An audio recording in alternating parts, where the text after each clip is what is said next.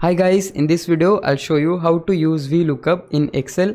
If this video helps you, please consider subscribing my YouTube channel and liking the video. Now first of all, as you can see, everything I mentioned here, but the product ID is not. So we are going to find the product ID by using VLOOKUP.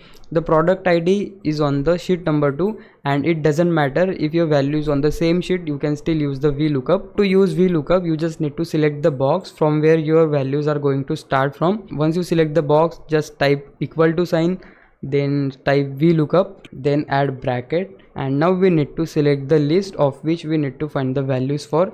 So this is the list. Once you do that, then type comma, and now we need to give Excel a data so that they can have a lookup and find the values for us. So this is the data, we just need to select that, and once you select that, we need to click on the formula and again type comma, and now we need to give the column number. So this is the column number 2 from where the values are starting, so just type 2 and again type comma, and this time we need to type either true or false.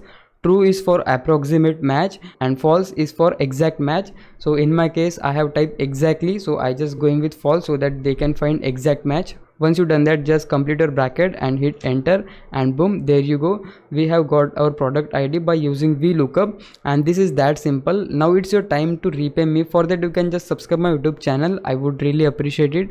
For now, thanks for watching. Bye bye.